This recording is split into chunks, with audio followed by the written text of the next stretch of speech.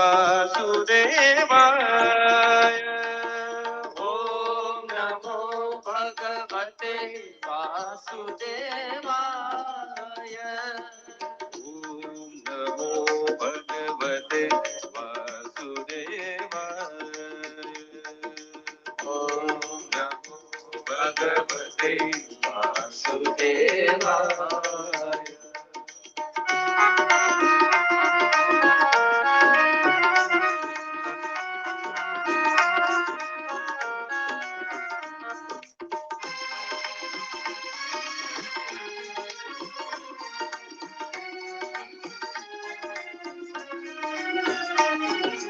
योगेश्वरं यज्ञपतिं यशोदानन्ददायकं। योगेश्वरं यज्ञपतिं यशोदानन्ददायकं। यमुनाजलकिलोलं यमुनाजलकलोलं तं वन्दे यदुनायकम्। ॐ नमो भगवते वासुदेवाय। ॐ नमो भगवते वासुदेवाय। हरे कृष्णा। प्रणाम सभी को। हरे कृष्णा। श्री रामकृष्णाभ्याम नमः। नवमेद्यते भ्रवपुषे तडिदम्बराय गुञ्जावतं सपरिपेच्छलसन्मुखाय वन्यस्रजे कवलवेत्रविषाणवेणु लक्ष्मश्रिये मृदुपदे पशुपांगजाय। भक्तवांछा कल्पतरु भक्तवत्सल शरणागत वत्सल श्री हरि की महती कृपा से श्रीमद् भागवत जी के दुर्लभ सत्संग से तीनों आचार्य चरण हम सभी को अभिसिंचित कर रहे हैं। मैं तीनों आचार्य चरणों के श्री चरणों में सादर प्रणाम करता हूँ। पूज्य आचार्य चरण हम सभी को भगवान की बाल लीलाओं के अमृत सागर में अवगाहन करा रहे हैं। अभी तक की कथा में ठाकुर जी अपने कोमलाति कोमल चरण स्पर्श से शकटासुर का उद्धार कर चुके हैं। इस लीला में श्री नंद बाबा अपने लाला को विपत्ति से मुक्त देखकर अत्यंत हर्षित हैं एवं संपूर्ण श्रेय ब्राह्मणों को देते हैं। पूज्य श्री ने यह भी बताया कि श्री नंद बाबा कहते हैं, दंभ, ईर्ष्या, अभिमान तथा हिंसा रहित सत्यवादी ब्राह्मणों का आशीर्वाद कभी विफल नहीं होता। नंद बाबा ने वेद मंत्र से अभिमंत्रित पवित्र जल से लाला का अभिषेक और हवन कराकर ब्राह्मणों को उत्तम भोजन करवाया। विप्रा मंत्रविदो युक्तास्तैर्याः प्रोक्तास्तथातिशः ता निष्फला भविष्यन्ति न कदाचिदपि स्फुटम्। फिर अपने बालक के कल्याण के लिए नंद महाराज ने अनेक सर्वगुण संपन्ना पयस्विनी गायें ब्राह्मणों को प्रदान किया और सही में भगवान की बाल लीलाएं अत्यंत मधुर हैं। इसका उल्लेख श्री सूरदास जी महाराज इस प्रकार करते हैं, मेरो माई ऐसो हठी बाल गोविंदा अपने कर गही गगन बतावत खेलन को मांगे चंदा बासन के जल धरियो जशोदा हरि को आनी दिखावे रुदन करत ढूंढे नहीं पावत धरणी चंद कैसे आवे दूध दही पकवान मिठाई जो कछु मांगू मेरे छौना भौरा चकई लाल पाट को लड़वा मांगू खिलौना दैत्य दलन गजदंत उपारन कंस केस धरी फंदा सूरदास बलि जाई जशोमति सुख सागर दुख फंदा। आज ब्रज के परम रसिक संत श्री चंद्रशेखर बाबा के तिरोभाव तिथि पर उनके श्री चरणों में प्रणाम करता हुआ मैं आचार्य चरण से प्रार्थना करता हूँ कि कथा क्रम को आगे बढ़ाते हुए सभी श्रोत वृंदों को कथा रस में सराबोर कराएं। जय श्री राधे, जय गौर। जय श्री राधे। ओम अज्ञानतिमिरान्धस्य ज्ञानाञ्जनशलाकया चक्षुरुन्मिलितं येन तस्मै श्रीगुरवे नमः। श्रीचैतन्यमनोभीष्टं स्थापितं येन भूतले स्वयं रूपः कदा मह्यं ददाति स्वपदान्तिकम्। वन्देऽहं श्रीगुरो श्रीयुतपदकमलं श्रीगुरून् वैष्णवांश्च श्रीरूपं साग्रजातं सहगणरघुनाथान्वितं तं सजीवम् साद्वैतं सावधूतं परिजनसहितं कृष्णचैतन्यदेवम् श्रीराधा कृष्णपादान् सहगणललिता श्रीविशाखान्वितांश्च हे कृष्णा करुणा सिन्धो दीनबन्धो जगत्पते गोपेश गोपिकान्त राधाकान्त नमोऽस्तु ते तप्तकाञ्चन गौराङ्गी राधे वृन्दावनेश्वरी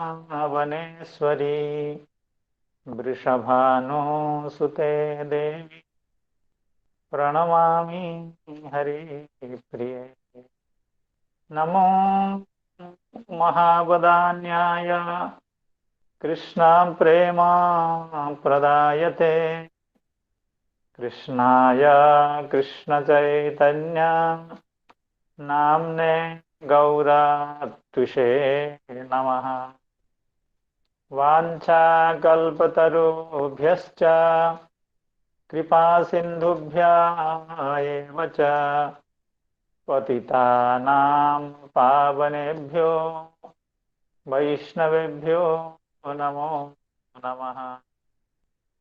जय श्री कृष्ण चैतन्य प्रभो नित्यानंद श्री अद्वैत गदाधर श्रीवासादि गौरभक्त वृंद।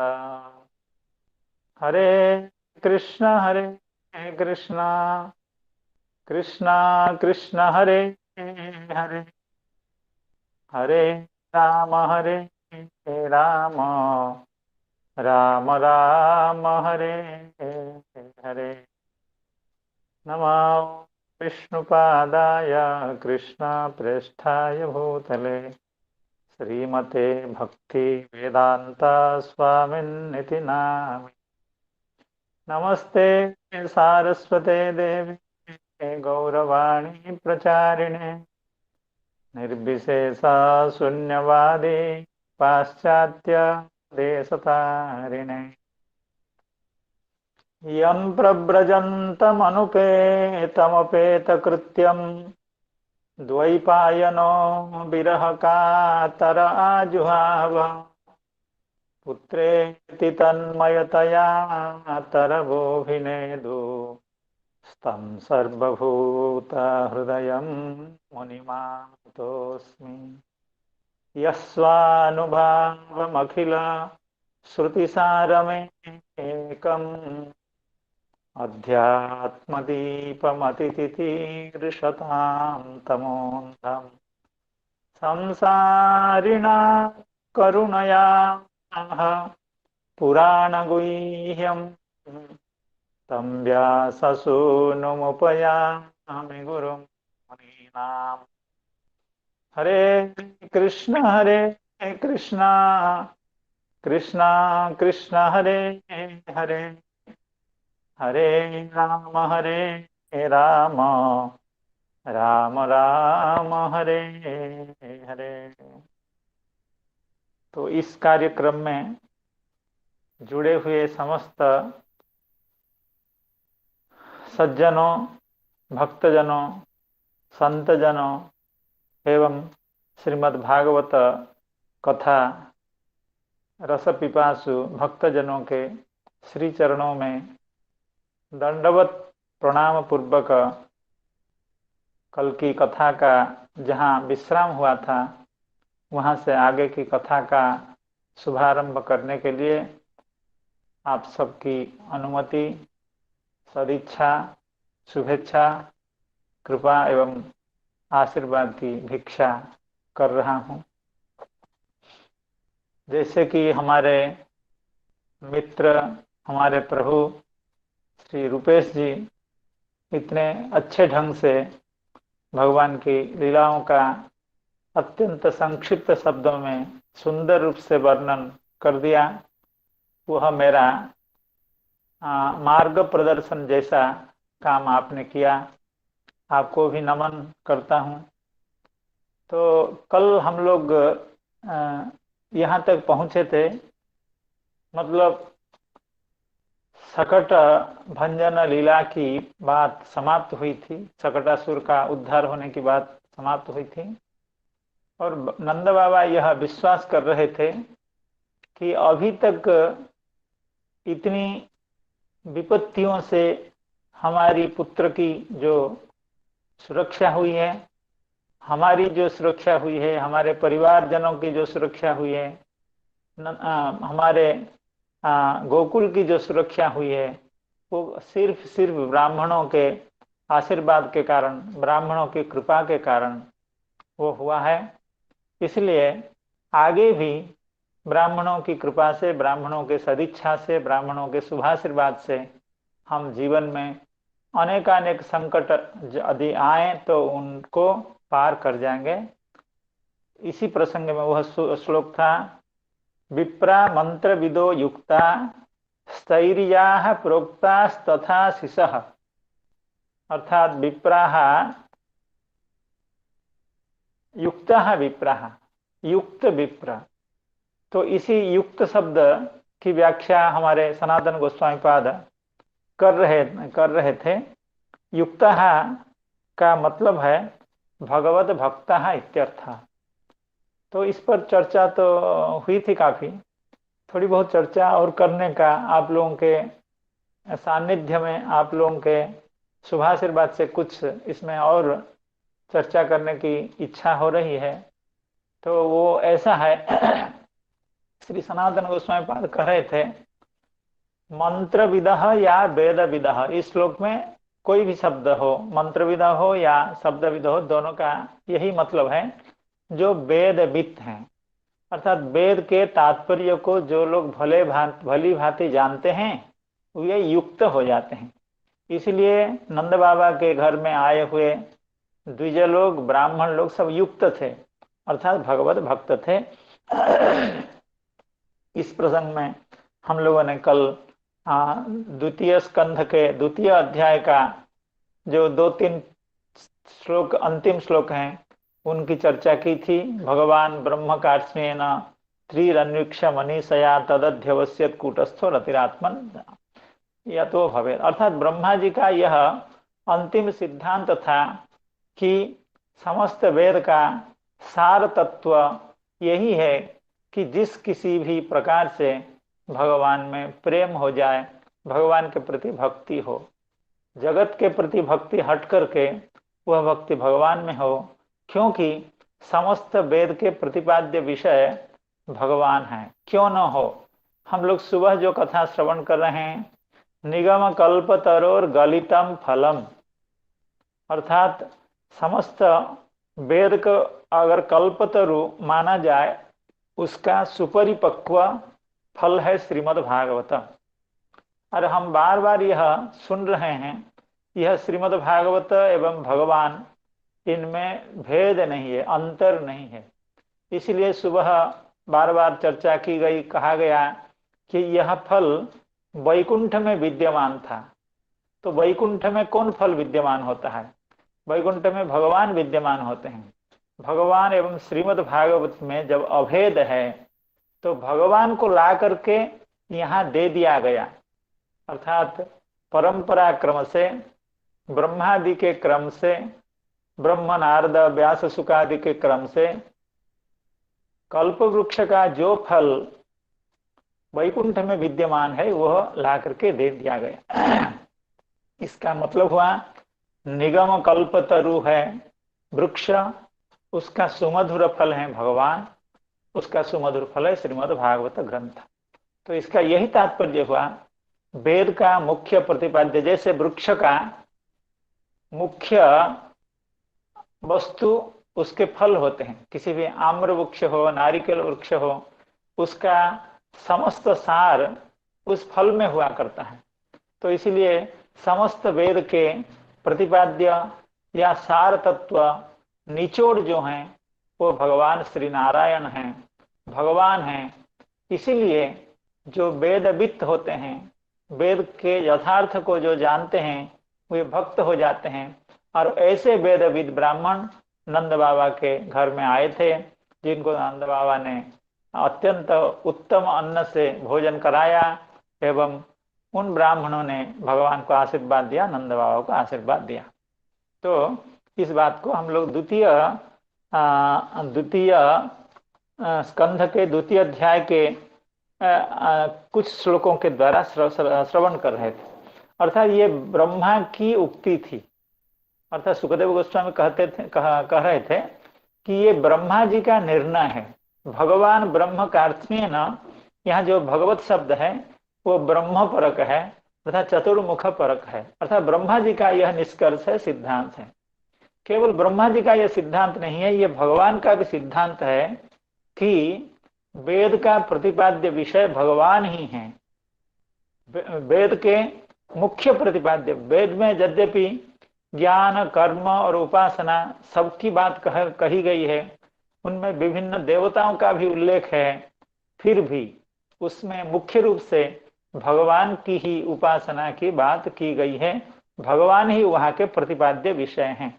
इस चीज को भगवान साक्षात भगवान श्री कृष्ण साक्षात उद्धव जी को कह रहे हैं एकादश स्कंध में। जब भगवान उद्धव के साथ संवाद हो रहा है तो उसमें भगवान अपना स्वरूप, भक्ति का स्वरूप एवं परतत्व का स्वरूप एवं अन्य अन्य ज्ञान, जैसे अर्जुन को भगवान ने रणांगन में विभिन्न आत्मा तत्व परतत्व का ज्ञान दिया था, उसी तरह से उद्धव जी महाराज जी को भगवान ने ज्ञान दिया था। तो वहां पर भगवान ने खुद अपने कंठ से कहा था। अर्थात इधर तो ब्रह्मा जी कह रहे हैं त्रिरन्वीक्ष मनीषया, और यहाँ साक्षात भगवान कह रहे हैं। क्या कह रहे हैं भगवान? किंग विधत्ते किमाचष्टे किमनूद्य विकल्पयेत् इत्यस्य हृदयं वे लोके नान्यो मद्वेद कश्चन। किंग विधत्ते अर्थात यह जो वेद भगवान हैं वे किसका विधान कर रहे हैं, और किम आचष्टे अर्थात किसका प्रकाशन कर रहे हैं, एवं किम अनुद्य विकल्पयेत्, क्योंकि सभी का यही संदेह है। वेद भगवान इतने विस्तृत हैं, इतने व्यापक हैं, और उनके अंग, उपांग, पुराण आदि जो वेद के अर्थ को प्रकाशित करते हैं, इनकी संख्या अनंत है एवं ये इनकी विस्तृति अत्यधिक है। इसलिए वेद के रहस्य को समझना आजकल के मनुष्य के बुद्धि की बात नहीं है। केवल आजकल की नहीं, पहले भी वेद के अर्थ को कम लोग ही समझते थे, क्योंकि वेदः नारायण साक्षात, जैसे भगवान को समझना अत्यंत दुरूह कार्य है, उसी तरह से भगवान वेद को समझ करके उसका जो मुख्य तत्व है, उसका जो मुख्य प्रतिपाद्य है, उसका जो सार है, उसको समझना भी सामान्य बात नहीं है। इसलिए भगवान ने स्पष्ट भाषा में कहा किंग विधत्ते। हम लोग जानते हैं वेद को त्रिकांड कहा गया है, अर्थात उसमें कर्म कांड है, ज्ञान कांड है एवं उपासना कांड है। तो इस श्लोक में भगवान पूर्व पक्ष उत्थान पूर्वक, अर्थात प्रश्न भी भगवान कर रहे हैं, उत्तर भी भगवान दे रहे हैं। क्योंकि वेद के बारे में जब प्रश्न किया जाएगा तो उसका प्रश्न भगवान ही अच्छा कर सकते हैं और उसका सही उत्तर भगवान ही दे सकते हैं। इसलिए आप कह रहे हैं, भगवान कह रहे हैं किंग विधत्ते, अर्थात वेद भगवान किसका विधान करते हैं। अर्थात यहाँ विधत्ते से यह पता चलता है वेद का जो कर्म कांड है, कर्म अंश है, कर्म के द्वारा किसका विधान किया जाता है। कर्म कांड के द्वारा वेद का जो कर्मकांडीय अंश है उसके द्वारा किसका विधान किया जाता है, किंग विधत्ते। और किम आचष्टे अर्थात उसका जो उपासना कांड है वेद का, तो वो किसको प्रतिपादित करता है, किस तत्व का प्रकाशन करता है। किंग विधत्ते अर्थात वेद का कर्मकांड अंश किस तत्व का विधान कर रहा है, एवं वेद की जो उपासना अंश है, वेद का जो उपासना अंश है वह किस तत्व का प्रतिपादन करता है, और वेद का जो ज्ञान कांड है वो किम अनुद्य विकल्पयेत। किम अनुद्य विकल्पयेत अर्थात वो किसका उल्लेख करके किसका निषेध करता है। क्योंकि ज्ञान कांड में हम लोग जानते हैं, ज्ञान कांड में मुख्यतः यही विचार है, जड़ तत्व और चेतन तत्व का विचार है, मुख्य रूप से ज्ञान कांड का विषय है। तो ज्ञान कांड में जड़ तत्व का निषेध करके चेतन तत्व को प्राप्य के रूप में या अभिलषित तत्व के रूप में प्रतिपादन किया गया है। तो किम अनुद्य विकल्पयेत अर्थात विभिन्न विकल्पों का विवरण देते हुए किसका निषेध करके किसकी प्रतिष्ठा की गई है, ये उसका मोटी तौर पर यह तात्पर्य है। इसको हम लोग और थोड़ा श्रवण करेंगे। अर्थात वेद का जो कर्मकांड अंश है वो किस वस्तु का विधान करता है। किम आचष्टे वेद का जो उपासना कांड है वो किस वस्तु का प्रकाशन करता है, एवं वेद का जो ज्ञान कांड है वो किम अनुद्य विकल्पयत अर्थात किसका अनुवाद करके किसका विकल्प करके किसकी स्थापना करते हैं। इसका आगे स्पष्ट होगा अर्थ। इत्यस्य हृदयम लोके नान्यो मद वेद कश्चन। भगवान श्री कृष्ण कह रहे हैं कि इस तत्व का निर्णय अर्थात वेद के कर्मकांड का, ज्ञान कांड का एवं उपासना कांड का जो अभिप्राय है, उसका जो प्रतिपाद्य विषय है, मत अन्य न वेद, मुझे छोड़ करके मेरे अतिरिक्त किसी ने भी इसका ज्ञान सही तरह से प्राप्त नहीं किया। हाँ, तो बड़े बड़े ऋषि महर्षि लोग भी किम कर्म किम कर्मेति ऋषयोप्यत्र मोहिता है। बड़े बड़े ऋषि सुख सनकादि भी इस विषय में मोहित हो जाते हैं। इसीलिए मुझे छोड़ करके दूसरे किसी को भी इसका रहस्य का पता नहीं है। तो उसके आगे उत्तर में कहते हैं, हे उद्धव जी, आप इतना जान लीजिए कि यह समस्त वेद का सार तत्व यही है कि माम विधत्ते अर्थात यह कर्मकांड किसका विधान करता है। तो हम यह कह रहे हैं कि कर्मकांड अंश, वेद का जो कर्मकांड भाग है वो मांग विधत्ते अर्थात हमारा ही विधान करता है। और अभिधत्ते माम अर्थात जो उपासना अंश है वो भी मेरा ही परिप्रकाश करता है। अर्थात कर्मकांड के द्वारा भी मेरा परिप्रकाश होता है, उपासना कांड के द्वारा भी मेरा ही परिप्रकाश होता है। विकल्प्यापोह्यते त्वहम, यहाँ थोड़ी सी जटिलता है। विकल्प्य अपोह्यते त्वहम अर्थात विकल्प का विधान करके, विकल्प का विधान करके का मतलब हुआ अर्थात इस संसार में जो जड़ तत्व है वो माया है और चेतन तत्व भगवान है, और ये जो जड़ तत्व है या माया है वह भगवान से अतिरिक्त नहीं है। अर्थात विकल्प्य अपोह्यते त्वहम, इसकी व्याख्या में कहा गया है अर्थात विकल्प अर्थात माया की प्रतिष्ठा करके, माया का निरूपण करके जिसका निषेध किया गया है, अर्थात उस माया का निषेध किया गया है, उसके बाद विकल्प्य अपोह्यते त्वहम अर्थात विकल्प्य यत अपोह्यते तत्तु अहम अर्थात विकल्प अर्थात विचार किए जाने के बाद, विचार किए जाने के बाद जिसका निषेध किया जाता है, नेति नेति कह करके जिस जड़ तत्व का निषेध किया जाता है वो भी मैं ही हूं। अर्थात यह जड़ तत्व, यह माया मेरे से अतिरिक्त नहीं है, मुझसे अतिरिक्त नहीं है। विकल्प्यापोह्यते त्वहम एतावान सर्व वेदार्थ, तो समस्त वेद का यही तात्पर्य है कि भगवान ही वेद के अभिधेय हैं, वेद के प्रतिपाद्य हैं, एवं वेद के द्वारा भगवान का ही अन्य अन्य वस्तुओं का निषेध पूर्वक स्थापना की गई है। एतावान सर्व वेदार्थ शब्द आस्थाय माम भिदाम, अर्थात शब्द अर्थात वेद माम आस्थाय, अर्थात वेद हमारा प्रतिपादन करते हुए हमको परतत्व के रूप में स्थापित करने के बाद भिदाम माया मात्रम अनुद्य, अर्थात हमसे जो भिन्न वस्तु है, हमारे से भेद जिन वस्तुओं में है, उनका उल्लेख करके, उनका अनुवाद करके, अर्थात ऐसी भी चीजें संसार में हैं, भगवत अतिरिक्त तत्व भी संसार में हैं, जो जड़ तत्व है, पृथ्वी आप तेज वायु आकाश इत्यादि, बुद्धि मन चेतन अहंकार मनोबुद्धि अहंकार आदि तत्व ये भी हैं। तो इनका उल्लेख करके माया का उल्लेख करके माया मात्रम अनुद्य अंते प्रतिसिद्ध, एवं उसका प्रतिषेध किया जाता है।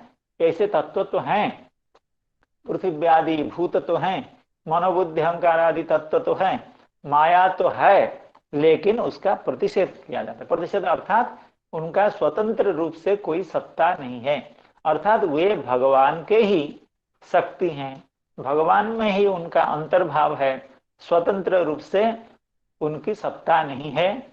यही इसका तात्पर्य है विकल्प्यापो ह्यते त्वहम, अर्थात विकल्प करके, अर्थात माया का अनुवाद करके, जड़ जगत का उल्लेख करके उसका जो निषेध किया जाता है, उसके बाद मैं ही बचता हूँ, अर्थात मैं उनसे, अर्थात जड़ जगत मेरे से अतिरिक्त अतिरिक्त नहीं है, ऐसा कह करके, ऐसा प्रतिपादन करके वेद प्रसीदति, प्रसीदति अर्थात वेद अपने को कृतकृत्य मानता है।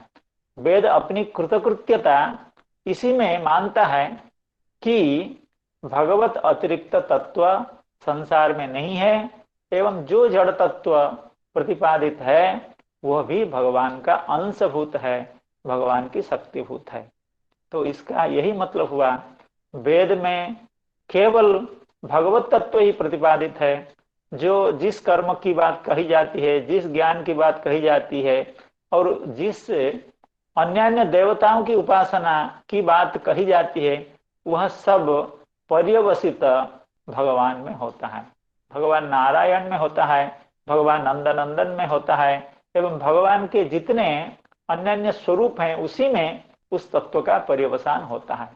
तो इसका यही मतलब हुआ, जो लोग वेद को जानते हैं वही लोग वेद के सही तात्पर्य को जो समझते हैं, वेद के जो अंतर्निहित तत्व को जो समझते हैं, वेद की गूढ़ता को जो समझते हैं, वेद के रहस्य को जो समझते हैं, वे भक्ति में लग जाते हैं। इसलिए श्रीपाद सनातन गोस्वामी पाद ने यह कहा कि वेद विदः विप्रा युक्त, अर्थात जो वेदविद होते हैं ये युक्त हो जाते हैं। युक्त का मतलब योगी, योगी का मतलब भक्ति योगी, क्योंकि गीता में प्रतिपादित किया गया है, कल कहा भी गया था, योगी नाम अपि सर्वेषां मद्गतेनांतरात्मना श्रद्धावान भजते यो माम स में युक्त तमो मतः, अर्थात वही युक्ततम है, अर्थात योगी तम है, अर्थात सर्वश्रेष्ठ योगी है जो भगवान का भजन अनन्य रूप से करता हो। तो समस्त वेद का यही तात्पर्य है, भक्ति में तात्पर्य है। इसीलिए जो बुद्धिमान व्यक्ति होते हैं वो भक्ति में लग जाते हैं, वो भक्ति करना शुरू कर देते हैं।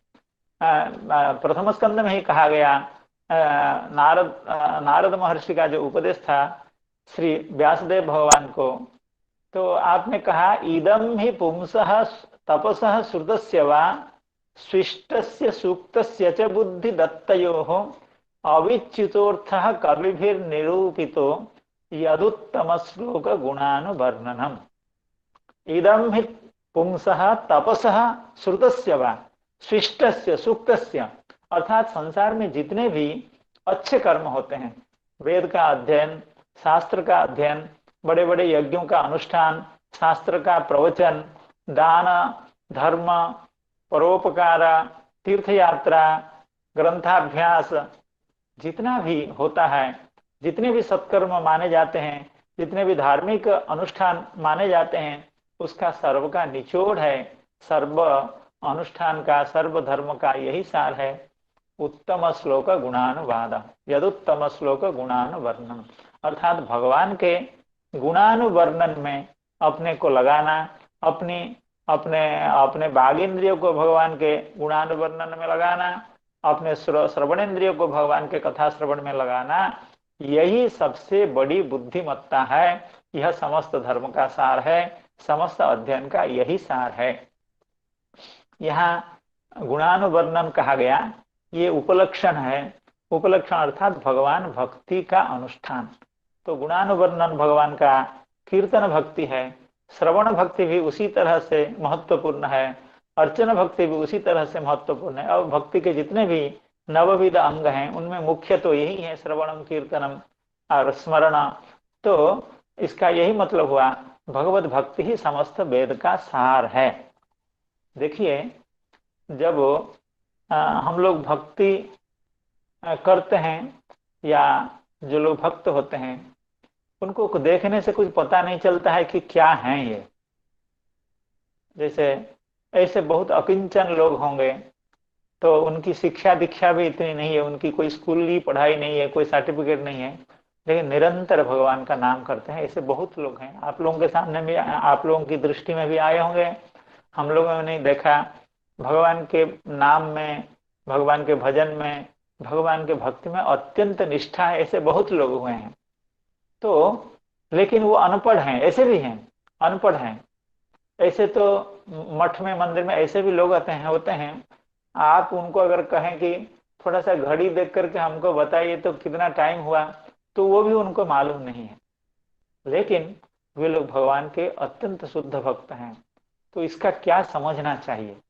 देखिए, अभी प्रसंग चल रहा है कि समस्त वेद का, समस्त वेद ज्ञान का, समस्त वैदिक शास्त्र के बोध का यही मूल लाभ है कि भगवान में भक्ति हो। अगर किसी व्यक्ति में भगवान में नैष्ठिक की भक्ति है, भगवान के प्रति उसका प्रेम है, तो क्या समझना चाहिए? वो चाहे भले मूर्ख दिख रहा हो, अशिक्षित दिख रहा हो, उसके पास कोई स्कूली डिग्री भले ना हो, लेकिन उनको क्या समझना चाहिए? उनको यही समझना चाहिए, संसार के सर्वश्रेष्ठ शिक्षित वही हैं। इस बात को हम ऐसे नहीं कह रहे हैं अपने मन से, या अपना कुछ आग्रह है इसलिए नहीं कह रहे हैं। ये श्रीमद् भागवत की का सिद्धांत है। श्रीमद् भागवत में कहा गया, श्री देवहूति मैया ने कहा, अर्थात भगवान कपिल देव ने माता को उपदेश दिया, भक्ति मार्ग का उपदेश दिया, ज्ञान का, ध्यान का, अर्थात समस्त साधना के बारे में बताने के बाद भगवान ने माता जी को, माता देवहूति को उपदेश दिया कि आपको भगवान के नाम में लग जाना चाहिए, भगवान के भक्ति में लग जाना चाहिए। तो उस बात को समझ करके, उसका हृदयंगम करके मैया क्या कह रही हैं, देवहूति माता क्या कह रही हैं? देवहूति महात्मा कह रही हैं, अहो बत स्वपचो तो गरीयान यज्जिह्वाग्रे वर्तते नाम तुभ्यम ते पुस्तपस्ते जुहुवुः सस्नुरार्या ब्रह्मानुचूर्नाम गृणन्ति ये ते। अहो बत स्वपचो तो गरीयान यज्जिह्वाग्रे वर्तते नाम तुभ्यम ते पुस्तपस्ते जुहुवुः सस्नुरार्या ब्रह्मानुचूर्नाम गृणन्ति ये ते। अर्थात हे भगवान, ये ते नाम गृणन्ति, अर्थात जो लोग आपके नाम का उच्चारण करते हैं, आपके नाम में जिनको रुचि है, आपके नामोच्चारण को, आपके नाम संकीर्तन को जो लोग अपना सर्वश्रेष्ठ कर्तव्य मानते हैं, उनका स्वरूप क्या है, वे कितने शिक्षित हैं, अर्थात उनकी क्या डिग्री है, उनकी पढ़ाई क्या है। तो ऐसे तो दिख रहा है कि उनकी कोई पढ़ाई नहीं है, उनको न अक्षर पहचानने आता है, न कहीं भाषण देने आता है, न कहीं भागवत का व्याख्यान का प्रवचन भी कर पाते हैं। लेकिन उनकी शिक्षा दीक्षा क्या है, माता जी बता रही हैं उनकी योग्यता। कहते हैं अहो बत स्वपचो तो गरियान। ऐसा व्यक्ति अगर अत्यंत निम्न कुल में भी जात हुआ हो, चंडाल के घर में अगर वो जात हुआ हो, अहो बत स्वपच, स्वपच अर्थात कुत्ते के मांस को पका करके खाने वाला कोई व्यक्ति भले हो। अतः गरियान, अतः गरियान सोमयाग कर्तृभ्य अपि गरियान, श्री श्रीधर स्वामी पाद लिख रहे हैं। अर्थात ऐसा चंडाल वो भी सोमयाजी ब्राह्मण से बड़ा है। क्यों? सोमयाजी ब्राह्मण को अभी वेद के रहस्य का बोध नहीं हुआ, क्योंकि वेद का रहस्य तो यही है, माम विधत्ते विधत्ते माम विकल्प्यापोह्यते त्वं। उसको अगर बोध हो गया होता तो सोमयाग क्यों करता। अर्थात वेद का जो प्रकृष्ट अर्थ है, वेद का जो सर्वसार रूपी अर्थ है, उसका बोध उनको नहीं हुआ है, इसलिए वेद के कर्म कांड में वो फंसे हुए हैं। तो इसलिए माता जी कह रहे हैं अहो बत स्वपच अतः गरियान, अर्थात सोमयाजी ब्राह्मण से भी वो गुरु है, अर्थात उससे भी वह बुद्धिमान है। कौन सा? यज्जिह्वाग्रे वर्तते नाम तुभ्यम, तुभ्यम अर्थात तव, आपका नाम, हे भगवान आपका नाम जिस चांडाल के जिह्वाग्र में नित्य निरंतर नृत्य करता हो। यज्जिह्वाग्रे, जिह्वा के अग्र में, पूरे जिह्वा की बात नहीं है, अर्थात जिह्वा के किसी अंश में भी विद्यमान हो। यज्जिह्वाग्रे वर्तते नाम तुभ्यम। तो उनकी योग्यता क्या है? उनकी योग्यता यह है ते पुस्तपः। देखिए यहां थोड़ा सा सावधान होकर के हम लोगों को श्रवण करना है। ते तपः तेपुहु, तेपुहु यह लिट लकार का प्रथम पुरुष बहुवचन का रूप है, अर्थात उन लोगों ने तपस्या कर ली है, समस्त तपस्या उन लोगों ने कर ली है। कब? अभी 2-4 दिन पहले नहीं, वो बहु प्राचीन काल में उन्होंने तपस्या कर ली है। इसीलिए लीट लकार अत्यंत परोक्ष अतीत अर्थ में होता है, अर्थात परोक्ष में हम लोगों को बोध नहीं हो रहा है, इससे पहले ही कई अनंतानंत जन्म में उन्होंने, उन लोगों ने तपस्या कर ली। तेपुस तपस्ते, केवल इतना ही नहीं, जुहु वुहु अर्थात अपने समस्त होम कार्य कर लिए। और ये तो अभी सोमयाजी है, अभी सोमयाग कर रहे हैं, तो उन्होंने तो जुहु वुहु अर्थात उन लोगों ने बहुत पहले ये सब काम कर लिया है। तेपुस तपस्ते जुहु वुहु। और सस्नुहु अर्थात जो लोग बुद्धिमान होते हैं वो विभिन्न तीर्थ जा करके पवित्र होने के लिए स्नान करते हैं। गंगा आदि तीर्थों में क्या जरूरत है, क्योंकि इस व्यक्ति ने तो सस्नु अर्थात ये लोग काफी पहले समस्त तीर्थों में स्नान कर लिया है। जिन तीर्थों में स्नान करने की आवश्यकता है उन समस्त तीर्थों में इन लोगों ने स्नान कर लिया। तेपुस तपस्ते, ते तपह तेपुहु जुहुबुहु सस्नु आर्या, अर्थात वही आर्य हैं, अर्थात वही विवेकी हैं, वही सदाचार संपन्न हैं। चाहे वो स्वपच कुल में भले उत्पन्न हुआ हो, चाहे वो चंडाल भले हो, लेकिन वही है आर्य, अर्थात सदाचार संपन्न वही है। तेपुस तपस्ते जुहुभु सस्नु राज्या, बस यही आगे की बात, ब्रह्म अनुचुहु अर्थात आप लोगों ने ब्रह्म का अनुच्चारण, योनुचान सन्नो महान, जो वेद का अध्ययन करता हो, जो वेदाध्यायी हो, वेद का अध्ययन करता हो, सब महान कहा गया है। योनुचान सनो महान, स नो महान, हम लोगों में वही सर्वश्रेष्ठ हैं जो वेद का अनुचान करते हों, अर्थात अपने गुरु जी के चरण कमलों में बैठ करके वेद के एवं वेदांगों का, समस्त शास्त्रों का अध्ययन करते हों, वे महान हैं।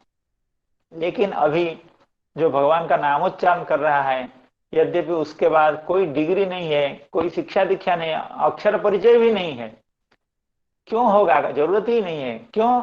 उन्होंने ब्रह्म अनुचुहु, उन्होंने समस्त वेद का अनुच्चारण अर्थात अपने गुरु जी के पास बैठ करके बहुत पहले ये सब काम कर लिया, इसलिए उसको जरूरत नहीं है। ते पुष तपस्ते जुहुबुहु सस्नु राजा ब्रह्म अनुचुहु। कौन? नाम गृणंती ये ते। हे भगवान, आपके नाम ग्रहण में जिनको रुचि उत्पन्न हुई है, जो आपका नाम उच्चारण करते हैं, आपके नाम का संकीर्तन करते हैं, आपके नाम का जप करते हैं, उन लोगों ने बहुत पहले यह सब काम कर लिया। यद्यपि दिख रहा है कि वे अशिक्षित हैं, अबोध हैं, निम्न कुल में जन्म हुए हैं, लेकिन भगवान का नाम ऐसे होता नहीं है। आप लोग देख लीजिएगा कितना। गोस्वामी जी ने क्या कहा? जन्म जन्म जतन कराही, जन्म जन्म मुनि जतन कराही, अंत राम कही आवही नाही। अर्थात कितनी चेष्टा की जाती है, कितना प्रचार किया जाता है, कितना कहा जाता है कि थोड़ा थोड़ा भगवान का नाम लीजिए, लेकिन विभिन्न बहाना बना करके लोग कहते हैं कि अभी टाइम नहीं हुआ है, अभी नौकरी है, अभी रिटायरमेंट नहीं हुआ है, रिटायरमेंट हो गया तो अमुक है तमुक है इत्यादि इत्यादि कह करके टाल देते हैं। लेकिन कुछ लोग भगवान का नाम का निरंतर जप करते हैं, श्रद्धा से करते हैं, भक्ति भाव से करते हैं। कैसे कर पाते हैं? कैसे कर पाते हैं? क्योंकि उनमें ये सब योग्यता है। अर्थात आप लोगों ने वेद का विधिवत अध्ययन किया है, इसीलिए तो भक्ति में लग पाते हैं, इसीलिए तो भगवान के कथा श्रवण में, भगवान के कथा का वर्णन में, भगवान के नामोच्चारण में, भगवान के नाम संकीर्तन में उनको रुचि है। तो यही समझना चाहिए कि सनातन गोस्वामी जो कह रहे हैं ये कोई उनके मन की भी बात नहीं है, ये शास्त्र की बात है कि वैदिक होने का यही मुख्य लाभ है, मुख्य फल है, एकमात्र फल है कि वो भक्त हो जाए। तो इसी बात को सभी लोग कहते हैं। श्रीमद् भागवत में यत्र तत्र सर्वत्र इस बात का प्रतिपादन है कि भगवान भक्ति करने वाले अत्यंत चतुर होते हैं, अत्यंत सुशिक्षित होते हैं, और जन्म जन्मांतर से उनकी शिक्षा दीक्षा और विद्या उनके हृदय में कूट कूट करके भरा हुआ है, तभी वो ऐसा कर पाते हैं। इसीलिए सावधान रहना चाहिए। ऐसे भक्त चाहे वो भले अशिक्षित दिखते हों या साधारण दिखते हों, अत्यंत दीनहीन अवस्था में रहते हों, अगर भगवान के भक्त हैं तो उनसे सावधान हो जाना चाहिए। और जैसे भगवान को भक्ति करते हैं उनके प्रति भी हम लोगों की अत्यंत श्रद्धा रहनी चाहिए। यही तात्पर्य है इस विषय का। तो नंद बाबा को यह बोध भली भांति यह बोध था, इसीलिए आपने ब्राह्मणों का ऐसा सम्मान किया एवं ब्राह्मणों का इतना आदर किया एवं ब्राह्मणों के आशीर्वाद पर उनका इतना दृढ़ विश्वास कि अभी तक हमारे पुत्र का जो कल्याण हुआ है, जो बाधाएं, जो विपत्तियां टल गई हैं, वे ब्राह्मणों के कृपा के कारण एवं आगे भी ऐसा होता रहेगा। तो ब्राह्मणों के भक्त होने के कारण ही ऐसा कहा गया है।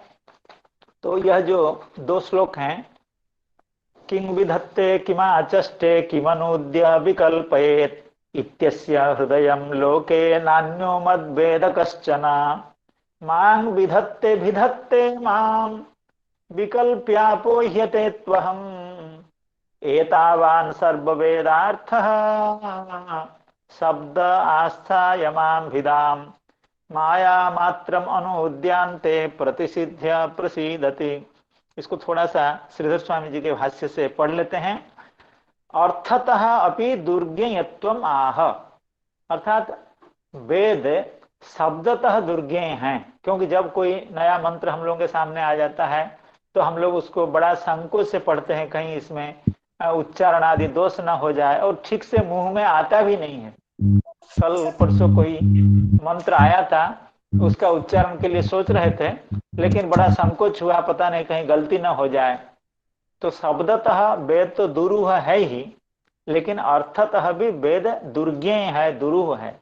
किमिति न कर्म कांडे विधि वाक्य ही किंग विधत्ते, किंग विधत्ते अर्थात कर्म कांडे विधि वाक्य ही किंग विधत्ते, देवता कांडे मंत्र वाक्य ही किम आचष्टे प्रकाशयति, ज्ञान कांडे च किम अनुद्य विकल्पयेत निषेधार्थम, अर्थात अनुवाद पूर्वक जिस विकल्प का उपस्थापन किया जाता है, अर्थात चेतन अतिरिक्त जिस जड़ वस्तु का, जिस आकाश आदि का, पंच महाभूत आदि का उपस्थापन किया जाता है, वो किस लिए?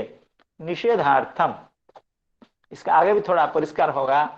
मामेव यज्ञ रूपम विधत्ते, माम विधत्ते, अर्थात यज्ञो ह वै विष्णु, अर्थात यज्ञ भगवान से अतिरिक्त नहीं है, धर्म भी भगवान से अतिरिक्त नहीं है। जैसे श्रीमद् भागवत ग्रंथ भगवान के शरीर से कलेवर से अतिरिक्त नहीं है, उसी तरह से यज्ञ भी विष्णु स्वरूप ही है। इसलिए यज्ञ का विधान का मतलब है कि विष्णु का विधान। मामेव यज्ञ रूपम विधत्ते, मामेव तत्तद देवता रूपम अभिधत्ते, अर्थात उपासना कांड में जिन इंद्र चंद्रादि देवताओं का की उपासना की बात की जा रही है, वो भी मैं ही हूँ, क्योंकि ये समस्त देवता मेरे ही परिप्रकाश हैं। मामेव तत्त देवता रूपम अभिधत्ते, यच्च, यहाँ से किमनुद्य विकल्पयत, यहाँ से कहा गया है यच्च आकाशादि प्रपंच जातम तस्माद् वा एतस्माद् आत्मनः आकाश संभूतः इत्यादिना विकल्प्य अपोह्यते, अर्थात निराक्रियते, अर्थात माया का उल्लेख करके, जड़ का उल्लेख किया करके उसका निषेध किया जाता है कि यह जड़ भगवान से अतिरिक्त नहीं है, भगवत तत्व से अतिरिक्त तत्व नहीं है। इत्यादिना विकल्प्य अपोह्यते निराक्रियते तदपि अहमेव न मत्तः पृथग अस्ति। शब्दः आस्थाय मां भिदाम माया मात्रम अनुद्यांते प्रतिसिद्ध्य प्रसीदति।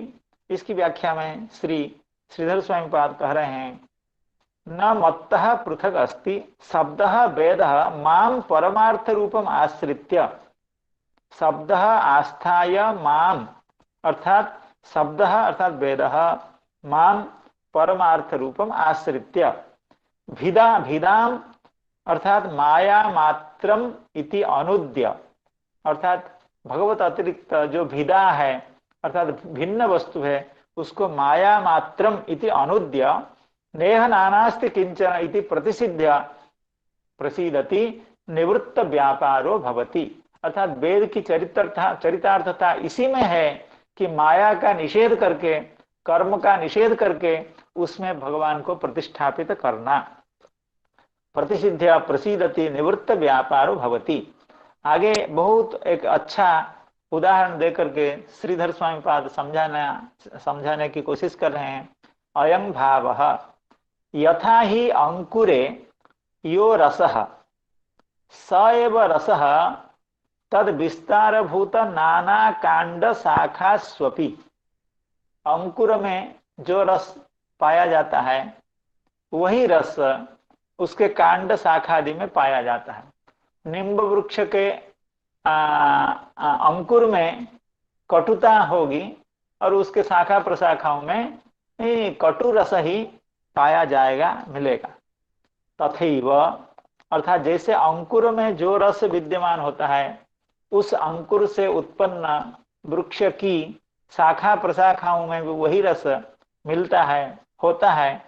उसी तरह से प्रणवस्य यह अर्थः परमेश्वरः, ओंकार का अर्थ भगवान है, इसलिए ओंकार से प्रसृत तद विस्तार भूतानां, ओंकार का विस्तार भूत जो वेद है, सर्व वेद कांड शाखाना, वेद के जितने भी कांड है, ज्ञान कांड, कर्म कांड या उपासना कांड, उसका भी अर्थ सर्व वेद कांड शाखानाम अपि संगच्छते। तो ओंकार का जो अर्थ है, ओंकार से विस्तृत, ओंकार से प्रसृत जो वेद है उसका भी वही अर्थ है। अर्थात ओंकार का तात्पर्य भगवान में है, इसीलिए समस्त वेद का तात्पर्य भगवान में है। इसीलिए जो वेदज्ञ होते हैं उनका बोध की परिपक्वता यही है, ये भगवान की भक्ति में वे लग जाएं। इसी बात को श्री सनातन गोस्वामी पाद कह रहे हैं। विप्रा मंत्र विदो युक्ता स्थैर्या प्रोक्ता तथा शिशः तानि स्फला भविष्यन्ति न कदाचित अपि स्फुटम। तो यहाँ तक सकट भंजन लीला की बात हो गई। आगे तृणावर्त उद्धार की लीला होगी।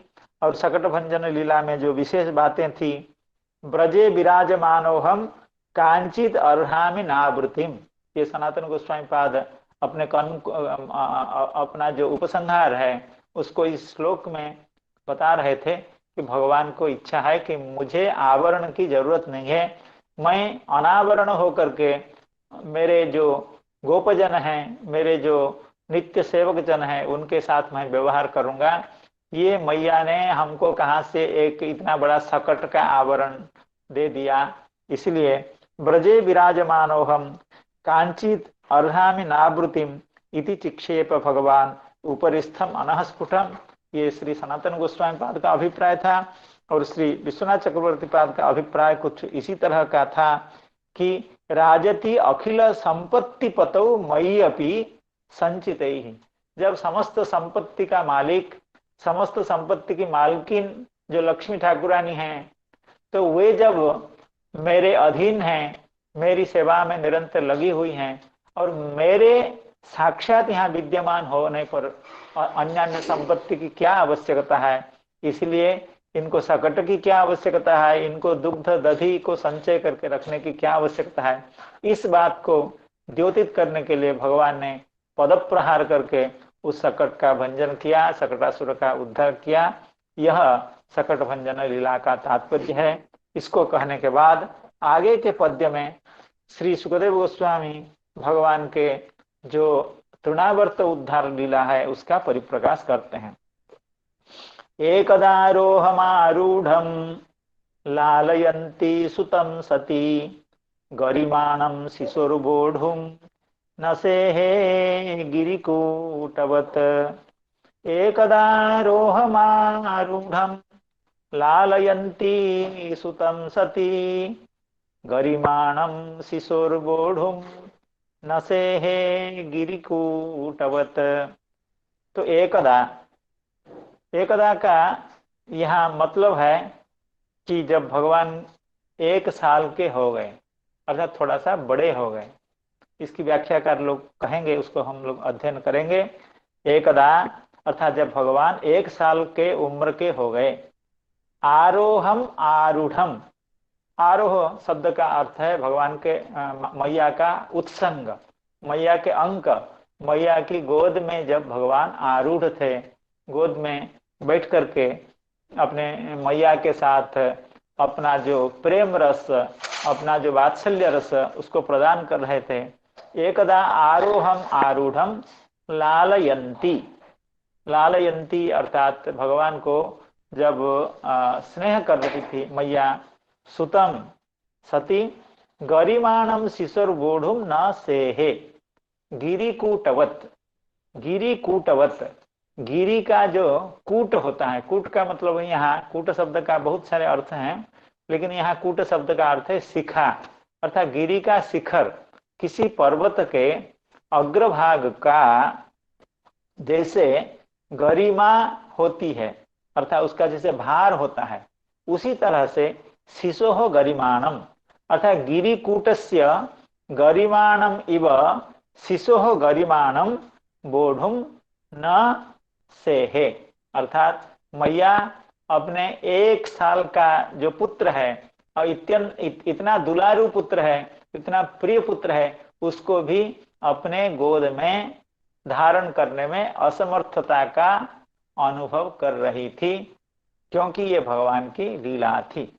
एकदारोहम आरूढ़म, आरोहम उत्संगम, आरूढ़म अर्थात उत्संगे विद्यमानम सुतम लालयंती सती यशोदा गरिमाणम बोढुम न सेहे, अर्थात भगवान के भार को सहन नहीं कर पा रही थी। तो यहाँ श्रीधर स्वामीपाद कह रहे हैं इस श्लोक की भूमिका में उत्क्षिप्य मृदुपादेन सकटं व्योमनि लीलया, अर्थात पूर्व लीला के साथ सकट भंजन लीला के साथ जोड़ करके तृणावर्त उद्धार लीला का परिप्रकाश श्री श्रीधर स्वामीपाद कह रहे हैं। उत्क्षिप्य मृदुपादेन सकटं व्योमनि लीलया, अर्थात सकट को आकाश में फेंक करके अर्थात उलट करके भगवान ने उसका उद्धार किया। और तृणावर्त को कैसे किया? तृणावर्तम पदापीड्य, तृणावर्त को पैर से उसको आहत करके भूभि अपातयत, उसको जमीन में पटकाया, जमीन में गिराया। कौन? ना अर्भक, जब भगवान बालक थे। तो यहाँ पर एक बात यह है, पौधा आपीड्य, भगवान ने पैर से तृणावर्त को पीड़ित करके या उसको व्यथित करके, उसको पराहत करके, उसको पराभूत करके। तो पौधा कैसे हुआ ये हमको तो ठीक ठाक समझ में नहीं आ रहा है, क्योंकि आपने तो पहले जो वर्णन था उसमें था कि पूतना वध में भगवान ने अपने ओष्ठ के सामर्थ्य को दिखाया, सकट भंजन में भगवान ने अपने पैर के सामर्थ्य को दिखाया, एवं तृणावर्त के वध में भगवान ने अपने करकमल के सामर्थ्य को दिखाया। और ऐसा भी वर्णन है कि उसका गले को भगवान ने जब खूब जोर से पकड़ लिया तो वो और भगवान को आगे ले जाने में समर्थ नहीं हुआ एवं आकाश से गिर पड़ा। तो पदाहत ये ठीक ठाक समझ में नहीं आ रही है बात, तो आप लोग इसका विचार करें। तृणावर्तम पदापीड्य भूभि अपातयत अर्भक, अर्थात भगवान जब अभी बालक थे तृणावर्त को ला करके नीचे पटक करके उसका वध कर दिया। ये तो श्रीधर स्वामी पाद कह रहे हैं। तो इस प्रसंग में हमारे चक्रवर्ती पाद भी कुछ कह रहे हैं। तो श्लोक तो है,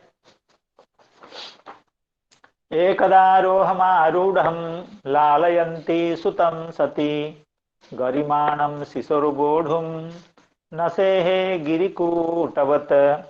लालयन्ती शब्द की व्याख्या हमारे श्री जीव गोस्वामी पाद कर रहे हैं।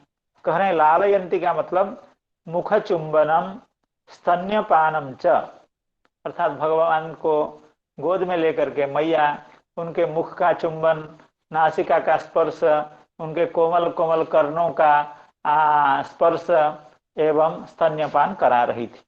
तथा कदाचित लीलया कराभ्याम उत्तोलनम च, एवं मैया अत्यंत भाव के साथ, अत्यंत आनंद के साथ बैठ करके कभी कभी भगवान को ऊपर उठा देती थी, अर्थात भगवान को अपने गोद से, अपने हाथ के बल पर भगवान को अपने गोद से ऊपर उठा रही थी।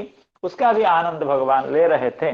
कदाचित लीलया कराभ्याम उत्तोलनम च इत्यादि लालनम, यही है मैया यशोदा का भगवान श्री कृष्णचंद्र को अर्भक बालक को, अपने पुत्र को लालन करना। सती परमाभिज्ञा इत्यर्थः। श्री जीव गोस्वामी कह रहे हैं, यशोदा मैया भगवान को दुलार देने में, उनका प्रेम देने में, उनका लालन करने में, उनको वात्सल्य सुख प्रदान करने में अत्यंत अभिज्ञ थी और अत्यंत पटु थी।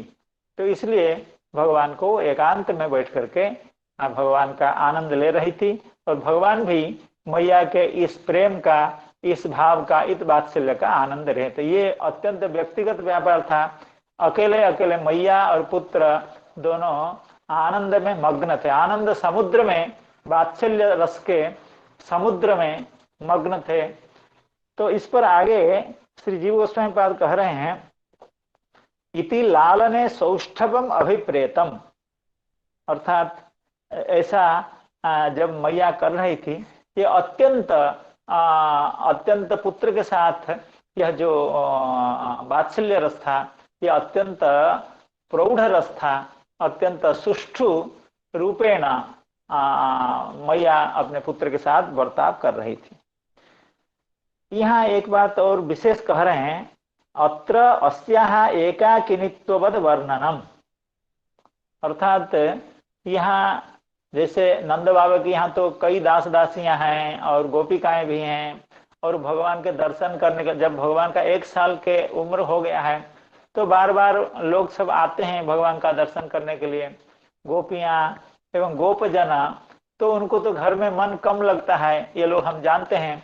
तो वो नंद बाबा के घर में किसी न किसी बहाने में नंद बाबा के घर से कुछ चीज उधार लेने के लिए अपने घर में किसी चीज की मात्रा पर्याप्त मात्रा में विद्यमानता होने के बाद भी, जैसे दूसरी गोपी के घर में, गोप के घर में, उसके घर में किसी चीज की कमी नहीं है, लेकिन वो इसी बहाने से कि मेरा घर में अमुक वस्तु समाप्त हो गई है तो मैया तुम थोड़ा सा उसका दे दो।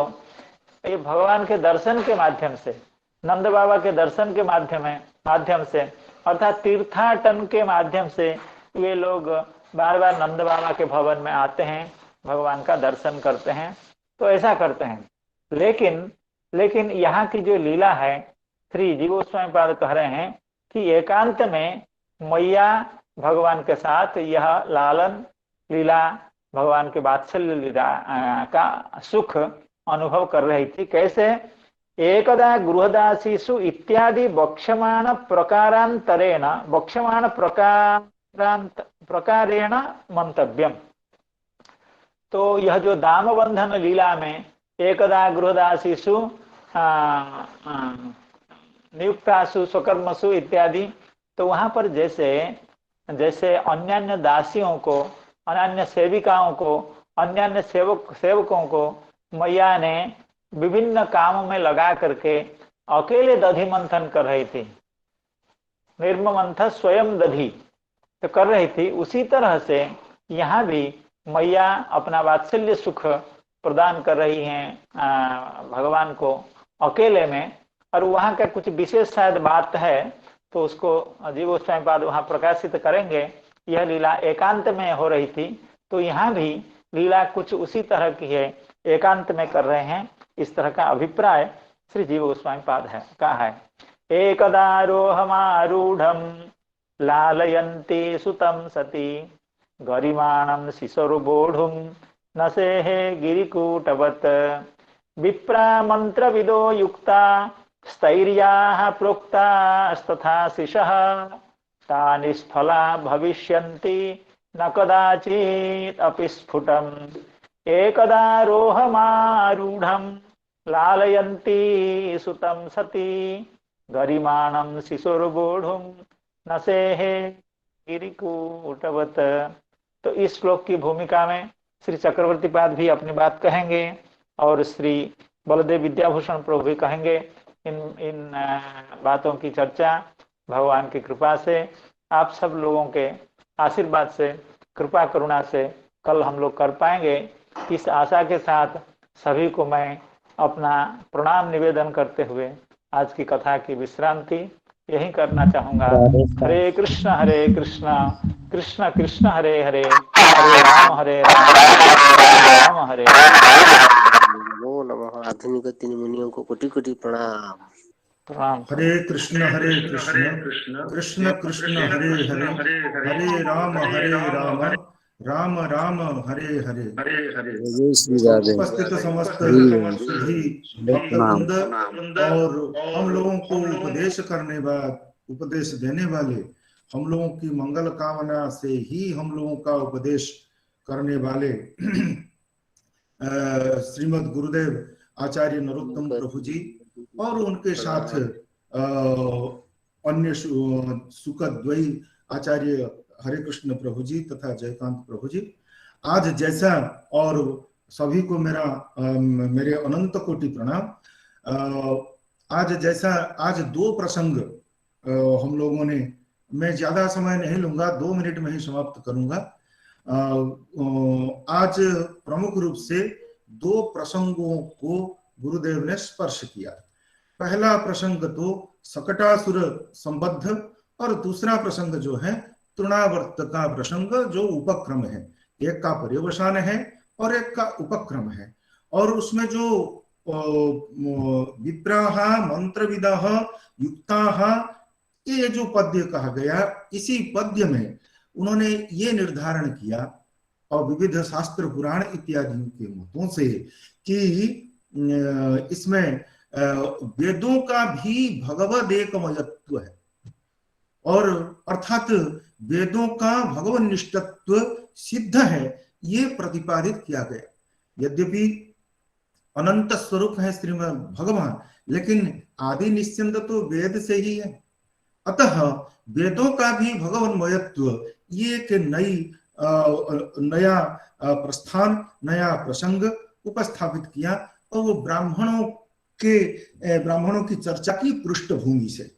और एक बार, जहां तक मेरे को याद आ रहा है, एक बार जब आचार्य नरोत्तम प्रभु जी हमारे यहाँ पर श्री लाल बहादुर शास्त्री विद्यापीठ में पधारे थे, तब उन्होंने ब्राह्मणों का एक और दूसरा लक्षण किया था, जो उपनिषदों को लेकर के उन्होंने एक ब्राह्मणों का अन्य लक्षण किया था। मैं निवेदन करता हूं, और वो थोड़ा बहुत मेरे को याद है, और कदाचित में संपूर्ण याद नहीं है, करता हूं। कल वास्तविक ब्राह्मण का स्वरूप क्या है, ब्राह्मण का लक्षण क्या है, उन्होंने उसी टाइम उन्होंने हमें बताया था, और वो सभा में। तो मैं निवेदन करना चाहूंगा कि कल अगर गुरुदेव थोड़ी सी अनुकंपा करें और उस पर थोड़ी सी चर्चा कर लें, और वास्तविक ब्राह्मणत्व क्या है, और ब्राह्मणत्व इस पद्य से हम लोगों को प्राप्त हुआ, और ब्राह्मणों के अंदर किस प्रकार की गरिमा, किस प्रकार का लक्षण, ये सब स्पष्ट होते हैं। ये सब आज व्याख्या के जरिए गुरुदेव ने हम लोगों को बताया, और तृणावर्त मोक्ष का उपक्रम भी हुआ, और उपक्रम में सामान्य केवल श्रीधर स्वामी भगवान शुकदेव के पद्य के संदर्भ में केवल श्रीधर स्वामी जी का और थोड़ा सा जीव गोस्वामी जी का उनकी टीका के आधार पर, उनकी व्याख्या के आधार पर थोड़ा सा उपक्रम किया गया, और उसमें एकदा आरोहम लालयंती, और यहाँ तक हम लोग हैं, और आगे कल हम लोग समझेंगे। और प्रमुख रूप से एक पद्य, जिस पद्य का कल हम लोगों ने अध्ययन किया था, और उसी का थोड़ा सा एक दो शब्द को लेकर के पुनः वेद और देवहूति की माता देवहूति की उक्ति और भागवत के अन्यान्य उदाहरणों से उनको अत्यंत सावलीलता पूर्वक, अत्यंत बोधगम्यता पूर्वक हमारे सामने उपस्थापित किया, और इससे हम लोग कृतार्थ हुए, और तृणावर्त मोक्ष का उपक्रम हुआ। और ये सब सारा संभव हो पा रहा है, हम लोग श्रोता हैं, और वो जैसे साक्षात सुखदेव की तरह वक्ता हैं, और इसलिए ये सब संभव हो पा रहा है। इसलिए इस प्रकार की संभावना को चरितार्थ करने के लिए मैं पुनः पुनः निवेदन करता हूं, आप लोग जैसे पवित्र हृदय वाले भक्त वृंद, अनन्य भगवद अनन्य शरण भक्त वृंदों को, तो कल फिर हम लोग, और लगातार, कल नहीं, कल से लक्ष्यार्थ ये है कि लगातार हम लोग इसमें उपस्थित रहें और इस कथा को सुने, और इस प्रकार के अत्यंत विकट संसार में इस प्रकार के साक्षात अमृत की तरह नहीं, साक्षात अमृत निश्चंद को हम लोग सुने, और अपने, और वास्तविक आनंद तो यही है। ये भौतिक आनंदों के बीच में वहां और हम लोग शास्त्र इत्यादियों से पढ़ते हैं, यही आनंद ही वास्तविक आह्लाद है, और इसको प्राप्त करने के लिए हम निश्चित रूप से पधारें। और मैं इसके लिए अपनी भूयसी कृतज्ञता ज्ञापित करता हूँ गुरुदेव के चरण में,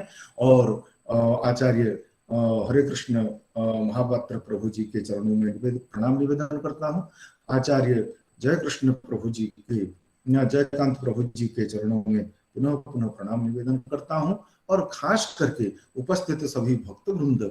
और भक्त वो कोई छोटा नहीं होता, कोई बड़ा नहीं होता। मैं तो समझता हूँ आज का उपक्रम करने वाला रूपेश, और वो न धर्म वृद्धेषु वयः समीक्षते, उसकी धर्म भावना, उसकी भक्ति भावना इस प्रकार की है, वो भी प्रणम्य है। वो ऐसे रूपेश सहित सभी भक्तजनों को, वरिष्ठ भक्तजनों को मैं पुनः पुनः प्रणाम करते हुए यहीं पर पुनः कल इस प्रकार के कथा के उपदेश के लिए पुनः पुनः शत निवेदन करते हुए यहीं पर विराम लेता हूँ। धन्यवाद, प्रणाम। हरे कृष्ण हरे कृष्ण।